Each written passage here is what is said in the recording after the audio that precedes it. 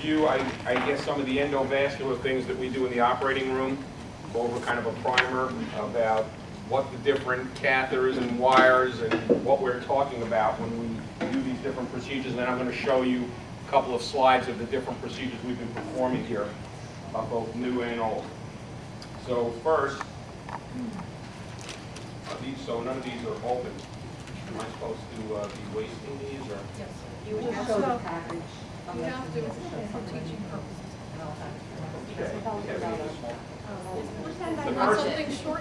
The first thing, and where are the needles? We have the introducer needles by any chance? The first thing is when we're going to do one of these endovascular procedures, we have to gain access to the artery. Usually it's the femoral artery, occasionally it's the brachial artery. Has anyone here not seen us do any endovascular? Wow, a lot of people. Okay. So we use one of two types of needles. We either use an entry needle, which is a 19 gauge or an 18 gauge needle, or a 21 gauge micropuncture needle. And we prefer the micropuncture needle because if we miss, which is not uncommon, it won't bleed as much. And we only have to hold it for a couple of seconds to stop the bleeding. So after we put a micropuncture needle in, we then have to have the appropriate wire. And not all wires fit all needles. So a micropuncture needle accommodates an 018 wire. That's the largest wire we can accommodate. So we can use an 014 wire if we had one, or an 018, but we can't use the most common wire, which is the 035 wire. And tell me if I'm losing you at any point. When we use an entry needle, the larger 18 or 19 gauge needles, we can use an 035 wire, we can use an 018 wire, or we can use an 014 wire. Okay? So after we get in with a micropuncture needle, we put the little 018 wire in, and then we do what we call an exchange, because we want to build up to that larger wire, because it's very hard to get a sheath, which I'll show you in a second, in over a very thin wire, because if it hits any kind of obstruction, the wire bends, and then you can't get the catheter. So we then take the, let's see, we have a micropuncture? No. Okay. We then take a small sheath over that 018 wire. We take out the inner part of that sheath, and I wish I had that here. And we then are able to take that 018 wire out, put an 035 wire in, take out that other little catheter, and then put in a larger sheath. When I say a larger sheath, I'm talking about a 6 French, which is the most common one we use, or a 5 French. And in fact, all sheaths come with their own little wire, which we usually don't use because they're not good for anything except for putting in a sheath. So this is an 035 wire. So it's kind of thick, and we'll pass it around. And this is the inner cannula. All sheaths come with an inner cannula, and the purpose of that is because it's tapered, it goes into the artery easily. If you didn't have this inner cannula in a sheath, you'd have this blunt tip trying to get into an artery. And it doesn't work. It injures the artery. Oftentimes, if the patient has any kind of large amount of subcutaneous tissue, it just won't get to the artery. It gets caught on all the tissue. So you have to have a tapered tip. And then we put in the wire, which, by the way, see how all these wires, when they come with that little turn there at the end, that's supposed to be so that when the wire goes in, it hits anything, it kind of bends out of the way. These come either straight or curved. Most entry wires come with this little curve at the end. They're also, the way you can tell what end of a wire to hand the surgeon is if you feel this end, you'll feel it's very floppy and soft. If you feel this end, it's much stiffer. So you never hand the stiff end, because when you're putting that into an artery, it'll cause damage. It can actually go through the artery. I know you're not going to remember a lot of this stuff, but when we don't have that inner cannula in, you can't get a wire in, even with this. In other words, if this were straight, let's say this was the soft end, you can't get the wire in through this aperture here. It's a little sealed thing. you have to have something to enter it with. So that's why they put these little cones on all the wires. The reason you don't see us use this after the beginning of the case is because we usually have a catheter in the sheath, and we'll go over that in a second. So we get the sheath in, we take out this inner cannula because this has no valve on it, and if you left this in, it would always be bleeding out of this end. So you have to take out this entry portion of the sheath, and then this has a nice valve on it so that it can't bleed. But with this in the patient, we can now do all our other procedures because this has a side port so we can irrigate through it, either saline or contrast, whatever we want to do. And then we can put all the catheters in. Now this is a sheath, and the reason that's important is because a 6 French sheath can accommodate a 6 French catheter. Okay? So the catheters are different than sheaths, and catheters fit the size sheath. So this can take any catheter up to 6 French. Up to including a 6 French. We usually don't use a 6 French catheter because they are very large. Let me see if I can find it. Catheters do not have valves. And the point of a catheter is to usually get to some artery or get to some point where you're trying to do your procedure or diagnostic study. Yeah, sure. So you're saying that you can have a 6 French Sheath. sheath, but inside of that you can have a 18, 19 gauge. Why? Is that Well, the same as no, what you're saying? wires are measured by fractions of inches. So that we talk about an 0.14 wire, which is very, very thin, it's like a hair, a .018 wire, is a little bit thicker, and an 0.35 wire. The entry needle that you just were talking about, is that surrounded by the entry needle? Is that the 6 French catheter? No, the entry needle, Oh, you were. we have the, It comes in the micropuncture. okay, so this is the micropuncture. Yes, needle, that's right. Okay. Yep, and that's all. Yeah. I'll just say this, Everything's got a sign. every every needle, every catheter, every sheath has to be flushed with heparin saline before it's put in the patient. And when it comes out, it needs to be flushed. So a needle comes on the set, it's got to get flushed. A sheath comes on the OR table, it's got to be flushed. The inner cannula has to be flushed, and that outer sheath part has to be flushed. Catheter comes on, has to be flushed. This is how we start the procedure. We take this micropuncture needle, you can see is very small, and I'll pass it around. We put this in the patient, we get a flashback of blood. This is an 0.18 wire. You can see that there's a stiff end that can really puncture an artery, or we have this floppy tip, which is always the end we're going to use. Very bendable. In fact, it's so bendable, you'll often see us maybe not fully in the artery, we put the wire in, it gets bent, sometimes we can't get it out.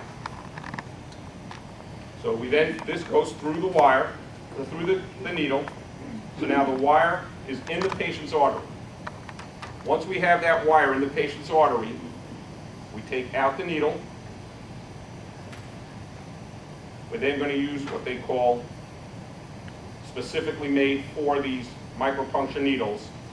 This is a catheter within it. You can see this? One is inside the other. I'll show you what the purpose of this is. So this is specifically made, if I can get this, one of my trusty assistants. That's why you don't do that part. This goes over the wire, so now this goes in the patient.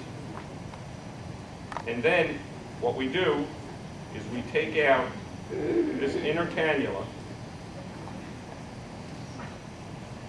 So now we have this in the patient, but this inner cannula that's left behind can accommodate a larger wire. Okay, because this is too small. This little catheter is too small to do any of our procedures. Other catheters are not going to fit through this. So we have to get a sheath in the patient. All of this is done leading up to getting a sheath in the patient. So we take this out. Got an 035 wire here. The most common 035 wire we use, the workhorse of our procedures, is the Benson wire. And that's an 035 wire. So you can see that this is much thicker. You know, let me pass some of these around. This is an 018 wire. This is the micropuncture needle. And so now we have this in the patient, and we take this wire, and we feed this into the catheter. Okay, so now we have this in the patient, and now all of this is being done just so we can get a sheath in it. So now this is in the patient, we take this off. This is a much heavier wire than that 018.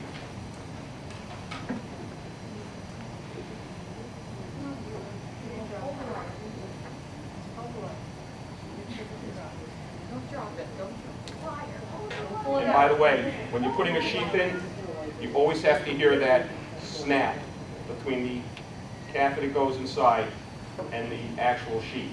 Because if you don't do that, when you go to put this in, if it's not connected, this will push back and you'll be left with the blunt tip pushing into an artery. So it always has to be snapped together.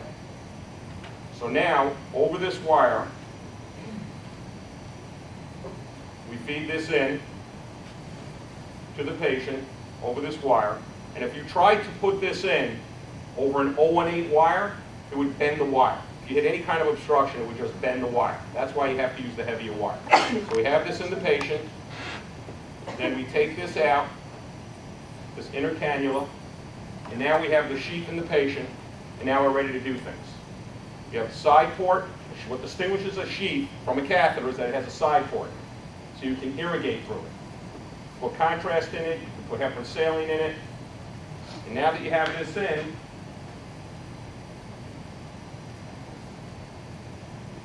we now put in, let's say this is a Berenstein catheter. And catheters come in a multitude of lengths and shapes. So this is in different substances, like a glide catheter is made out of a plastic. You've all felt glide wires. Most of you here have. It's like spaghetti. It has a hydrophilic coating. So a glide catheter, do we have a glide catheter here? You get it wet, it's very hard to hold, but it's very smooth in the artery. And they're very soft. But so you have glide catheters, you have your typical catheters like this, you have different shaped catheters, RDC catheters. They all have different shapes and curves and bends, and they're all for different purposes.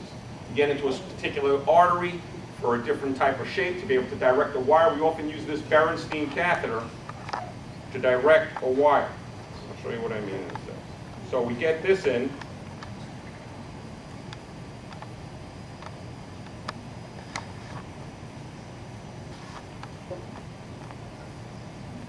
And this now goes through the sheath.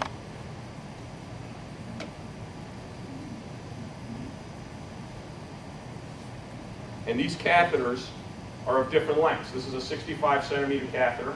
There are catheters that are 100 centimeters, 120 centimeters, and even 135 centimeters.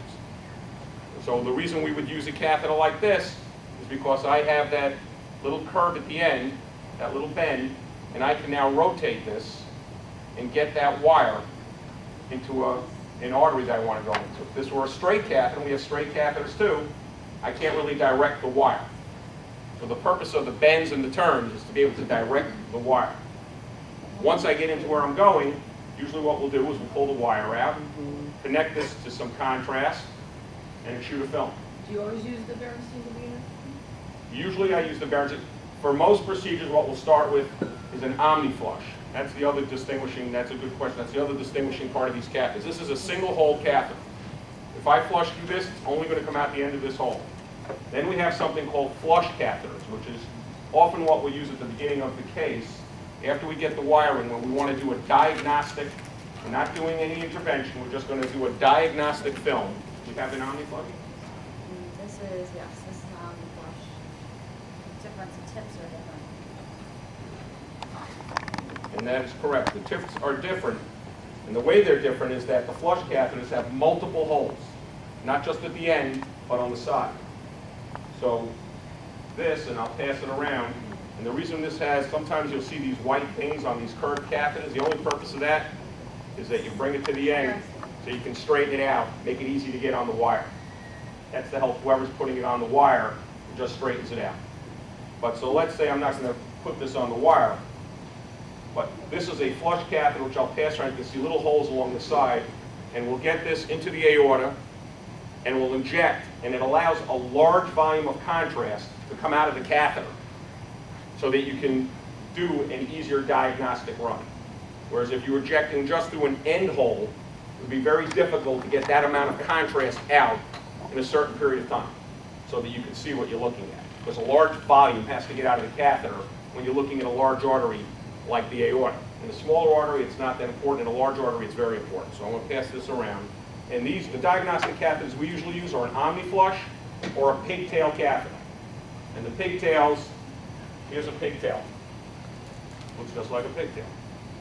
And it also has a bunch of side holes. There's not a lot of difference. The reason we use the omniflush is because after we do our diagnostic run, we want to get the wire sometimes from the left iliac to the right iliac. And so this makes kind of like this, a shape like this, and we're able to get the wire to the other side. So I'll pass this around. What's the Omni? It's called. This is the omniflush. Hate wasting. Is it okay to me to waste all this product? Just pretend I dropped it. So It what's won't be the size great, of so the we'll use it again. Okay. What's the size of the length of the catheter is the height of the patient? The length of the catheter is determined largely by not so much the height of the patient. For almost every patient, when you're doing a diagnostic in the aorta, the infrarenal aorta, you're going to use a 65 centimeter catheter. If I were doing some kind of diagnostic in the arch of the patient, so it's not so much the height of the patient, it's where you're going with the catheter. So if I got to do a film up here in the chest, I'm going to use a longer catheter. But for your purposes, for most of what we do, for the diagnostic catheters, they're always going to be 65 centimeters. So an omniflush and a pigtail is almost always going to be 65 centimeters. Occasionally, on the devices we use for the aneurysm repairs, sometimes we can't get the sheath in here. These sheaths are, the device is 100 centimeters long, or 135 centimeters long, and we have to do a diagnostic film, and we have to go through the device, so we have to use a longer catheter. But other than that, it's always going to be a 65 centimeter. Here's a pigtail. The pigtail catheters often have these little markings on it, and that's for measurement purposes. These are a centimeter apart, and we can see this under fluoroscopy. So if we need to make any kind of measurements, there's actually a program on the C-arm that allows us to look at this, say, that's 2 centimeters, so this must be 1.3 centimeters. It's a software package that allows us to figure that out. So once we do our diagnostic film, then we almost always convert over to a single end-hole catheter, like the Berenstein I just showed you to direct things, or an RDC catheter if I want to get into the renal arteries. That has a certain shape that allows me to do that, and that's what the purpose of the catheters are for. Now let's say we see a lesion. Let's say I'm trying to open up a narrowed artery in the leg. So usually what we'll do is if I know there's a narrowed artery on the right side, the way we'll start the case is we'll go in on the left side. We'll get the micropuncture in and change for the sheath. Then we'll put up an omniflush or pigtail and do a diagnostic run in the aorta. Then we'll bring it down to the bifurcation of the aorta and take a wire up and over to the other side. Then we advance the catheter over to the other side. So now that that catheter tip is on the side that I'm trying to do work on, so it's up and over we call it, and then we have to get a wire across that narrowed area, or sometimes that completely blocked area. That's not always so easy. And that's when we start asking for a bunch of wires and different catheters, because it's often this wire is large and it's floppy, and it's not going through a completely blocked artery. It's just not happening. So sometimes what we'll do is once we get our catheter where we want, do we have an answer sheet here? Yeah. I think we do. Right Yeah. Remember we have that short sheath in, so let's say I'm on the I'm going up on the left side or the right side. Let's say I'm going on the right side. I have my little short sheath. My wire is now over onto the other side.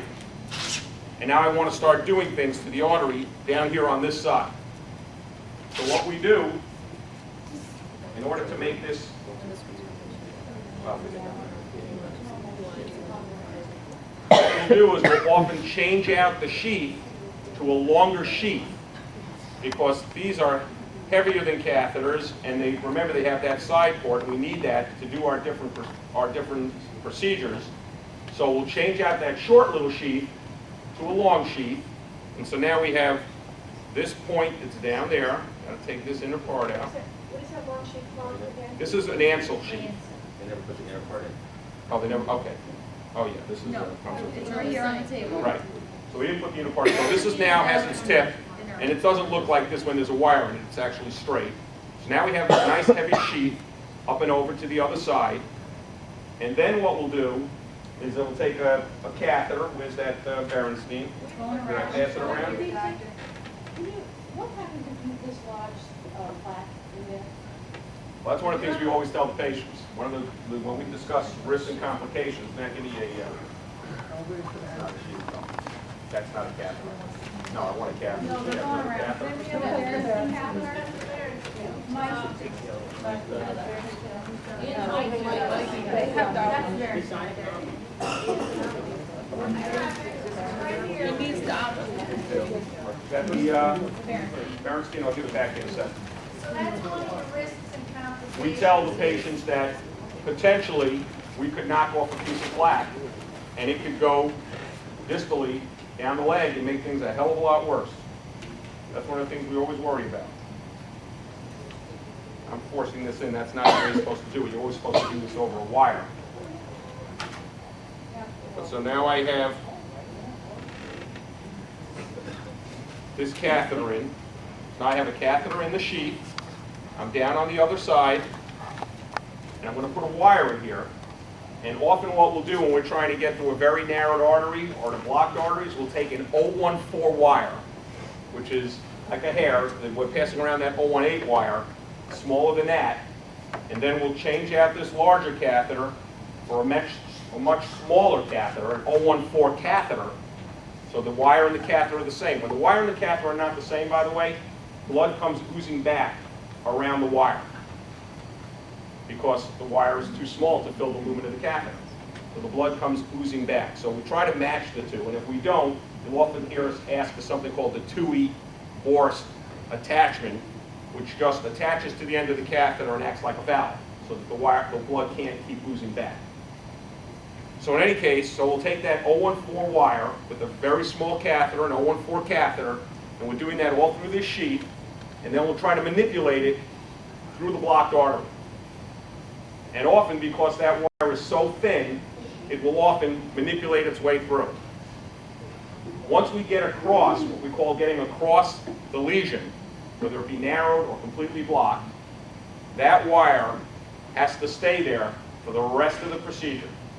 We can exchange it through catheters for other thickness wires, but some sort of wire always has to be there. And that's why we go nuts when the resident pulls the wire back, because it may take an hour to get across that lesion. And once you get across that lesion, you've changed the characteristics of the lesion, so that you may not be able to get across it again. Of course, we don't do that. Never. No tax wire. So as you're pushing the 014 through the lesion, you're keeping fluoro all the time? Right, we're fluoroing all the time. The whole time we're doing that, we're looking on the fluoro screen to see whether the wire's bending, and there are different, wires have different types of tips. If they're floppy, if they're a little stiffer, the floppy length may be different. So we have all these different types of wires, and it's not important for you to know the difference between all the different floppy tips. It's just to know that we're going to be asking, we want the 014, the Asai Confianza or the 014 Grand Slam. And the difference between those wires is their tips. That's the difference. So once we get across the lesion, it's critical that that wire never be brought back to an area before the lesion. Because once we're across the lesion is when we're going to start doing all the interventions. We're either going to use a balloon, and You can either have Not the end, it's a thick wire. no. Oh, wait, Susan, you're right. I'm thinking I want to pass around. This is an 035 Benson wire. And one other thing, wires come in different lengths. So in general, when we're doing any of these procedures, where we're going up and over to the other side, there are two length wires we can use. One is the 180 centimeter, which is not long enough, or a 300 centimeter. 260, some of them come in 260, some of them are 300. You always want to take the longer wire, because that wire not only has to reach to the other side, but then you have to put catheters over that wire. And if you don't have enough wire length to start putting your catheter, you run out of wire. You can't put it in, so you have to have a long wire. And if you don't understand that, I can show you that. This is typically what happens. You're going to get this little round loop. You're going to say, what the hell am I supposed to do with this? How do I get the wire in? And you'll feel here, this is very stiff at this end. This is not the end that we want to insert into the patient. So what you do is you can lift this off, and then once you lift it off, it's like that, you just push this in. And eventually, you will see the floppy tip come out somewhere. Turn that to your right wrist. Yeah, here it is. And there's the floppy tip. That won't hurt a patient. Pulling that out because you'll And then you have to be very careful, because this will bend easily. Also, you always want to irrigate through the other end with heparin saline around the wires. So then you pull this out, and you give it to the surgeon, and then this goes through the catheter, and I'll pass this around so you can see how thin this wire is. What size is that? That's an 014. So if you want to switch out the wire, you have to have a catheter over the wire that's in there. You have to have a catheter. You can't just have a sheath, because this is how short it is. It's not going in. And even if you had a long sheath like this, usually you don't have a sheath right at the lesion. Usually this is just used so that we have some sturdiness to kind of get close to where we're going. Because when we push these wires or catheters, sometimes they don't go so easy. And if you're trying to do that without a sheath, and all you had was this, and so the wire is kind of bare, all the way from here down to the other side, there's nothing to prevent it from buckling. This kind of prevents it from buckling. So the long catheter holds in place while you replace the wire up. Right. And that's a big tool. Then you pull out the wire between the catheter. What they'll do is when they're exchanging the catheters, they're pulling the wire at the same time. They have to learn how never, you'll see us sometimes do things with our hands with one hand, because after we've done it for a while, we don't need two hands. But we tell the residents to just walk the catheter, meaning that one hand stays in one location, and they walk it back, and they move it again, so the whole time they're not moving the wire. If they forget, and they go like this, and then they take the catheter, and they go like this, the whole thing comes out. And it is not uncommon that at least a few times a year, we'll spend an hour or two getting across a lesion, and a resident will pull the wire back from before the lesion, and we then spend another 3 hours trying to get across it again. There have actually been cases where we've had to abort the procedure where we just can't get across it. And that kind of stinks, because you knew you were right there. You beat the rest of that. And then you're still alive. So this is a short catheter if we're going to go up and over. So usually what I'll ask for is a 100 centimeter catheter once we're up and over like this. And then all our wires will go through a catheter. So the wire goes through the catheter goes through the sheath. It's like 3 different levels. So then through this catheter tip might be right where the lesion is. And we use this to manipulate that wire. Sometimes wires also come with a little bend at the end. And so you can manipulate the wire rather than the catheter. Most wires are like the ones you're seeing passed around, the Benson wire. Some come stiffer, something called an Amplatz or a Lundquist wire. These are they're like They're like a hanger wire. And that's because you want some stiffness when you're passing these heavy sheets. Otherwise, what happens is they have to go around a bend, the wire will just flip out of wherever it's at. Did you ever have wire break off? Yes. It's usually in the very small wires. It's usually when it gets caught on something, on a needle, when you're trying to get it out, when you're first doing the beginning of the procedure. In general, they don't break. They're very hard to break. But, so we have different thicknesses of wires, different stiffnesses of wires, different shapes of wires. The glide wire, it has that hydrophilic coating. It's a black wire. And that thing can come out in a heartbeat. That's why we try to get those in and out. If it breaks off, how do you get it out? There are ways to get it out. I mean, the last thing we want to do is have to open the patient. But what we usually do when that happens is we take something called a snare. And it has a loop. And you get that loop over the wire, and then you can cinch it down on the wire and pull it out. You don't want to be there. We had a case like that. We were doing some with a catheter that broke. About 6 months to a year with a trellis procedure, and it was in a young, you know, an 18-year-old kid or something. I'm trying to remember. Yeah, it was a young guy who had a clotted arm, and we would pull in the catheter, and the catheter snapped right in half. So then we had this catheter in his shoulder, and you know, half the device hanging out. So that was a little bit nerve-wracking. In any case, so that's the basics of sheaths, wires, catheters. Any questions? I'm sure not everybody here understands all this. Yeah. So it's not really a question, it's just, you know, like if you had got somebody in the room like, you know, Juan, would there be any way to, ahead of time, maybe even just help us pick out what you might want, just so it's in the room, so we're not standing at the park going, you know what I mean? A large part of the problem Say is, like on the wall, even just your basics that you know you're going to use, and we may Okay. not always know I will tell you just that to for almost know every each case, and that's not a bad idea, but I will tell you for almost every case, we're always going to use a sheet, a short sheet, so a 6 French sheet. We're always going to use an 035 Benson wire. We're always going to use a micropuncture kit. And we're almost always going to use an omni-flush catheter. Those are the basics. On the side of the big. That's to get into the artery. That's so that we can take a diagnostic film.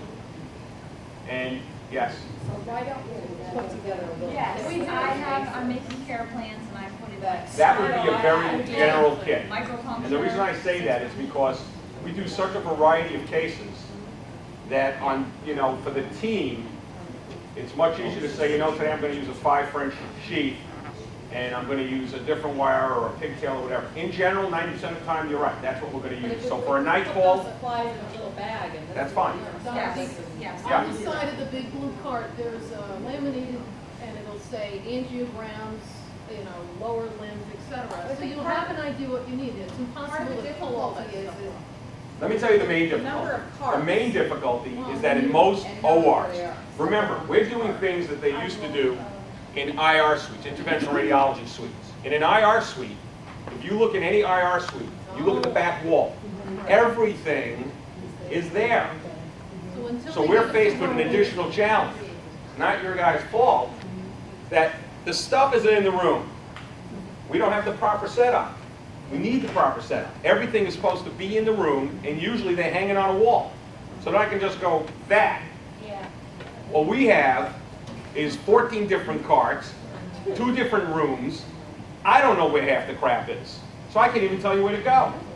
The other day I was telling somebody to get something in the other room, and I said it's against the back wall on the left side, under the green boxes, and they were gone for 15 minutes. I mean, it's impossible to find the You can stuff. put a phone back there.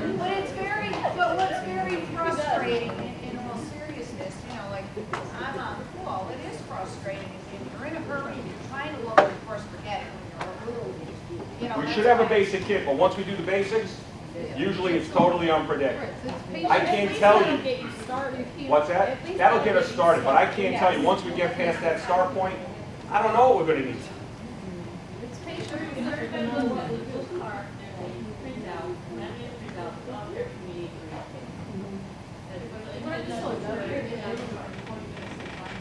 Well, take a look at it.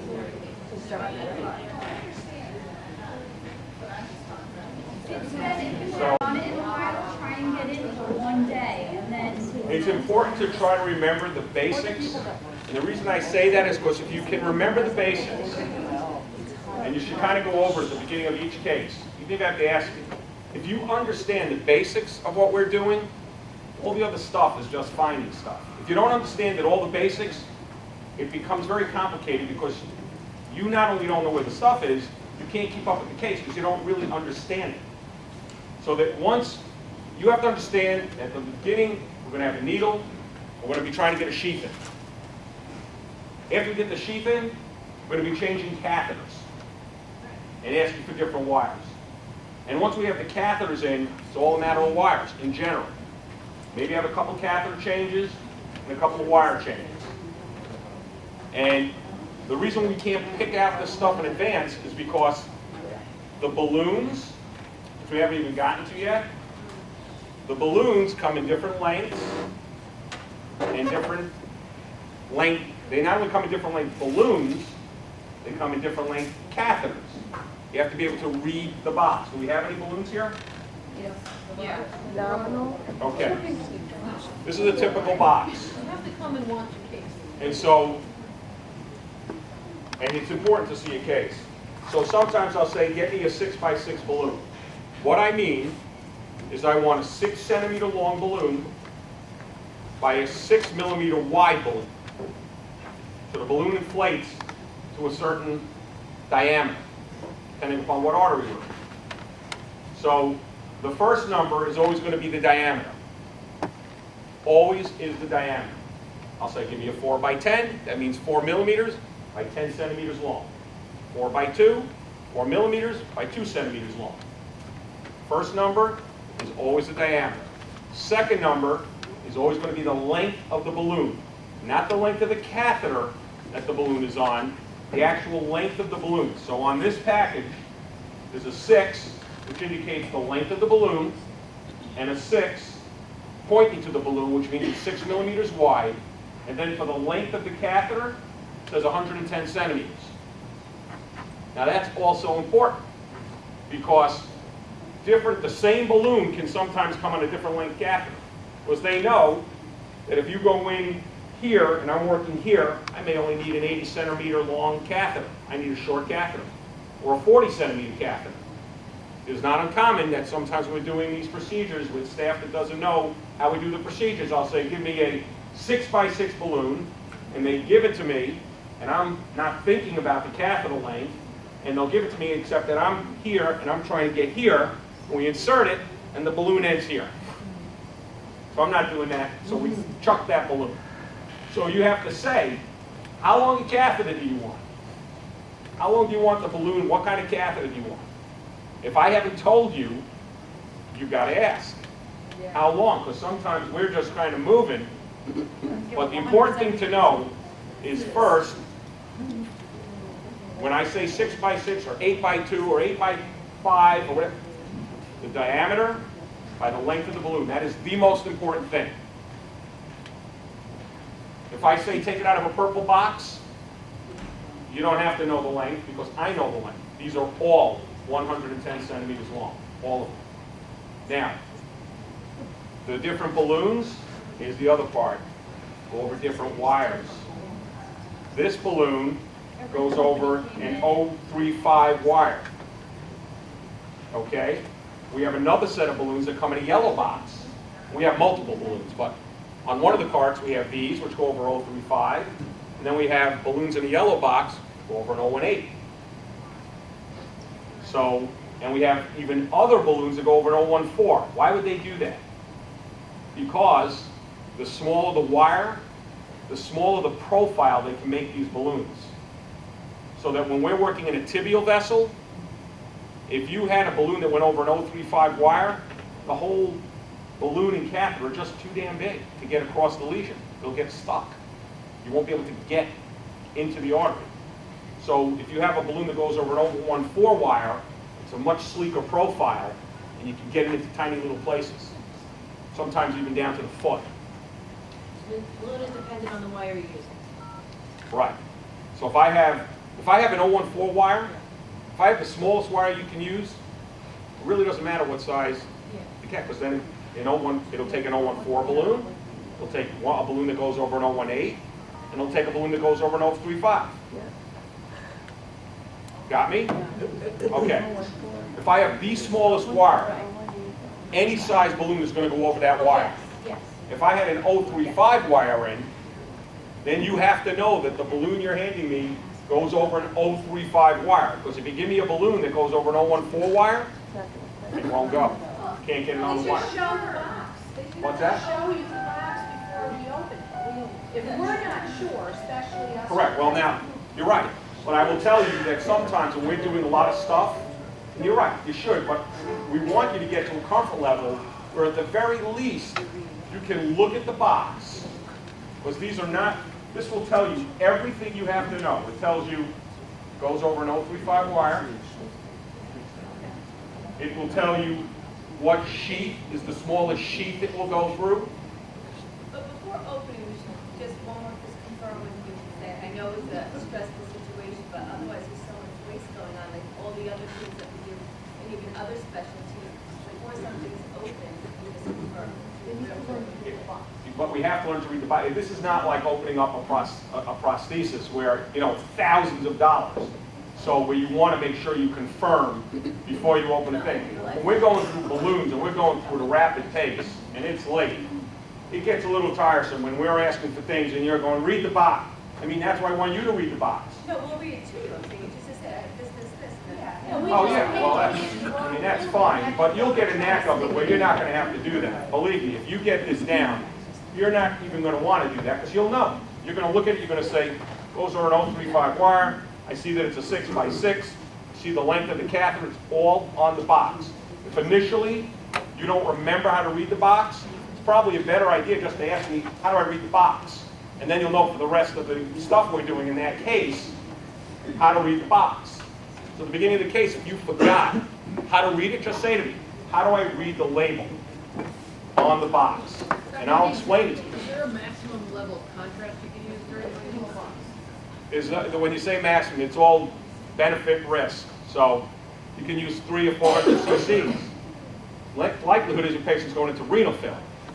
So we try to keep the contrast load down, and we try to use 50% contrast and 50% heparin saline. By the time you're ballooning, do you stick with the same wire? Are you pretty much in with one wire and you pass it? No. No, sometimes it depends upon the type of balloon we need and, you know, what we're doing exactly. Sometimes I want a specific type of balloon that'll go over an 035 wire, and it's a very thick, like these Conquest balloons are these heavy catheter and a heavy balloon. If I have an 014 wire in, it's not what we call, it's not going to track very well. So I may try to do it. If I can't get away with it, then I'll put in the 035 wire that it's supposed to be. So to stay on top of it, you have to see what wire it is. Yeah, well, we always do. We always ask for the wire. We always ask for what wire. It's not like I expect you to know what wire is supposed to be in the patient. We're always asking for the wires and all that other good stuff. And you know, you can always ask. It's better than opening the box, which is what happens when you open the box and no one asks. You know, if I forget to tell you what wire it's going on, you got to say, what wire size do you have it? So that you don't spend your time looking at a bunch of balloons that don't fit the wire I'm going over.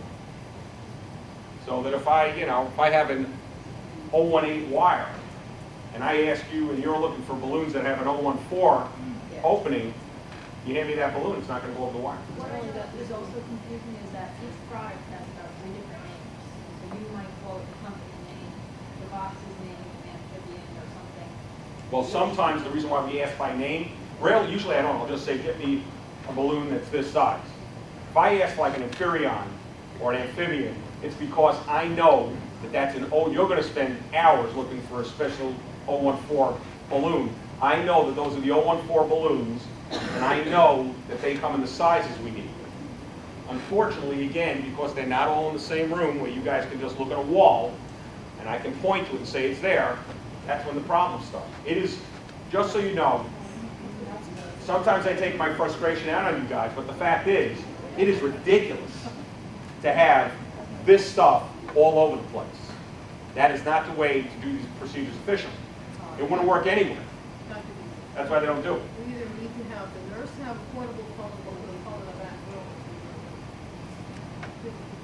Portable. What do you know, call these it? ones all have portable. Hello? Hello, it's on. Hello, front desk? Don't even see it. Did you get me a balloon? It's Yeah. here on. Hi, I'd like to schedule a balloon at 5. It'll be about 10 minutes from now. If you're on a call, Use an answering phone. no, that's not my point, is that. I think you should all have phones at home. Although in that back room, the balloons are together, the sheets are together, the catheter, like that's just our actual supply We room. can usually We run tell out you with where to cards. go, what shelf, and what side. Good idea. Yeah, we try to get some organization. It's very. So when you go into, you should come in, if you haven't been in, you should come in on a day when we're doing, one of these straightforward like today, and we have the team, and you'll just see how everything goes. You'll get a sense of it. You'll just get a sense of how it goes, the way the procedure flows. You'll see what it is we're doing, what we're using, just how it moves along. Again, unfortunately, because everything is spread out, it can be extremely frustrating when you try to move along and nothing's in the room. So it's not uncommon for sometimes we'll have people going in and out of the rooms 20 times during a case, getting product. That's ridiculous. I understand. The only thing I want you guys to understand, and what I think is important for you, so that you're happier, is understand at least what it is we're trying to do. In other words, okay, I'm looking for an 014 wire now, or I'm looking for an 018 wire. And know that there's a difference between the two. There's a difference in the length. So that you have to know, am I pulling a wire that's 180 centimeters, or am I pulling a wire that's 300? If I didn't tell you, you got to ask. You got to say, what length wire do you need? You ask for an 014, what length do you want? Short or long? In fact, it's only two lengths. You just say short or long. Those are the different things that are important to know. Balloons, understanding how to read the box. Stents are the same as balloons. It's always going to give you diameter of the stent. So if I say give me a 6 by 6 stent, you just look on the box, it's going to say 6, and it's going to say 6, and that's it. Well, I think that the bottom line is to patient finding size.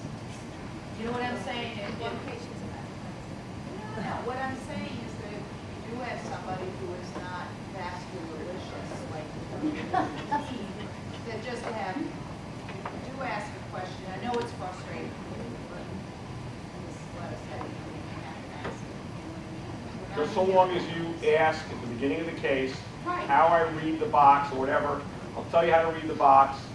It's when we start getting a bunch of product in the middle of the case that's not anything close to what we asked for, it becomes very difficult. So if you know how to read the box and how to read the product, you'll figure it out, and I'll help you with that. That's what I'm talking about, is the beginning of the case, but that's how I do it. If I'm with somebody that I don't do a lot of cases with, I just say to you at the beginning, hey, look, help me out here, give me ideas of what you're Okay, doing. but I'll I even want you to write it down understand. for you. I understand you don't do it a lot, but again, it's not so important that you ask me what product I'm going to use during the case, because that may change. What's not going to change is how you read the product. That's what I'm saying. is how- So if you ask me at the beginning of the case, how do I read this label? I'll tell you how to read that label. So you'll know if everything we ask for, how to read the label. So that everything, the stents, the balloons, it's all the same. The stents come in self-expanding, just so you know, self-expanding stents are nitinol. And what they do, the way they do that, is at room temperature, you can compress them. They're a space-age metal, because they were developed by NASA actually years ago. So they're memory metals. They compress these metals into these catheters, and it can be 8 millimeters, 10 millimeters wide, 4 millimeters, but they compress it into like 2 millimeters. And when it hits the temperature of blood, it expands to its predetermined size. So those are the self-expanding stents. That's what we're using. That's why they're so expensive.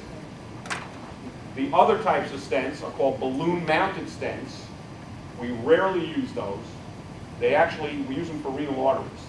It's a steel stent that they compress onto the balloon, And when it hits the temperature of blood, it doesn't do anything. The way it expands is you have to blow up the balloon.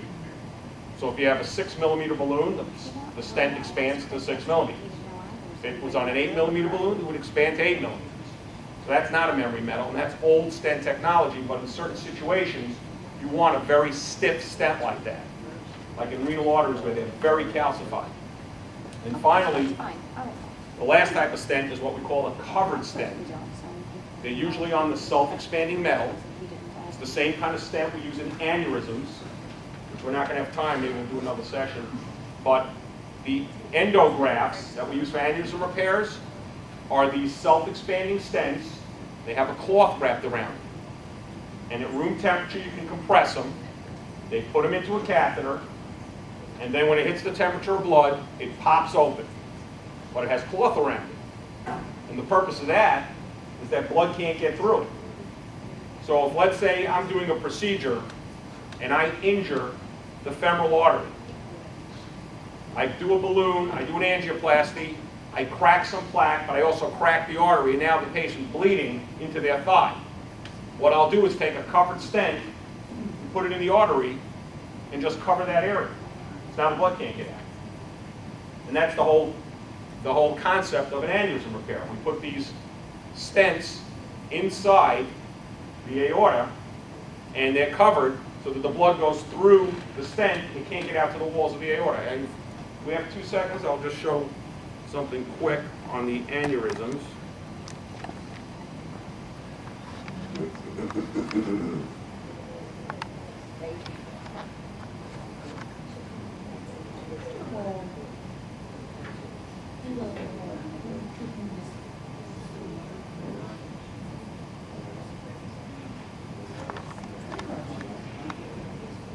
Okay, so this is your typical aneurysm repair where we have our clamps on the iliacs. Where's that little pointer? Over here by your box, use your rod on box.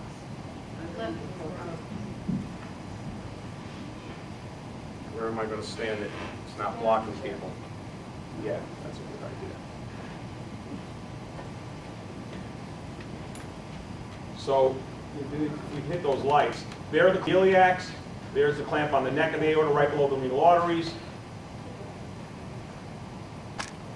This is what it looks like in real life. So there's the iliacs, there's the up near the neck, and here's the aneurysm.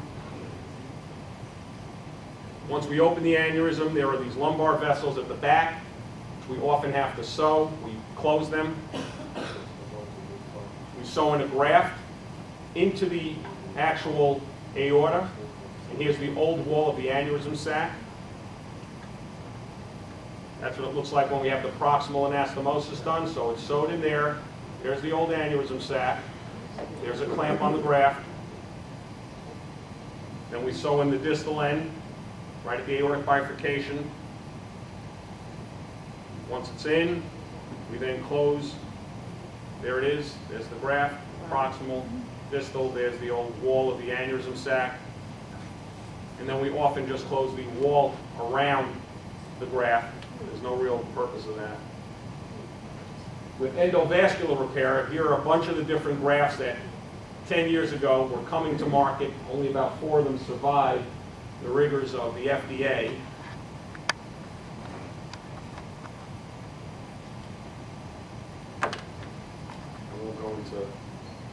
This was the first one that was released in the United States. And this is, you can see here, there's the catheter. And this is loaded in, and as it comes out, it expands. And there's the graft material inside the stent. And this is called a modular type device because it comes in pieces. Almost all the devices have a main body piece like this, where there's a long iliac limb. Here's the body that goes right below the renal arteries, and then the short limb. And then through the other femoral artery, you introduce the other piece. So this is what the anurex, this is the old anurex. It now looks much sleeker than this, but it's this same shaped catheter, same length. And what we do is cut downs on both femoral arteries. The reason we can't do this percutaneously is because when we do a procedure percutaneously, when you pull everything out, you have to be able to stop the bleeding. When we're using a 6 French or an 8 French catheter, if we don't use one of these closure devices, we just hold pressure for 20 or 30 minutes and it stops the bleeding. These devices are 21 French, or 23 French, or 18 French. You'd have to be standing there for about 3 hours to stop the bleeding. So you do cut downs so that you repair the arteries at the end directly with sutures. So we do cut downs. And then from one side, we deliver that large catheter over a guide wire. And here's what's in that catheter. And we put it below the renal arteries. Then we start to deploy it, and it opens up, it flowers open. Here are the renal arteries, and we want to drag that down below the renal arteries. This is an old fluoroscopic picture of a device being deployed. This was a marking where the renal arteries were. And you can see this thing opening under fluoroscopy. Once we get it open, we now have the main body in. So here it is here. Here's one limb into an iliac. Now we've got to feed this limb up. That's what it looks like. Here's that main body, short limb. And then we put in the other side so that it looks like this. And this is the angiogram at the end. And this shows us that both renal arteries have been preserved. You can still see blood flow into the renal artery, so the device is down here. The blood flow is going through the limbs of the graft, and you don't see any aneurysm, which is a good thing. If you see contrast filling in the sac here, it means there's a leak somewhere. That's a bad thing. And then that's what it looks like when it's in, and that's what we do when we do an endograft repair. There are different types of endografts. There are 4 that are FDA approved. We use all 4 here. That's basically it. I don't think we have more time. So.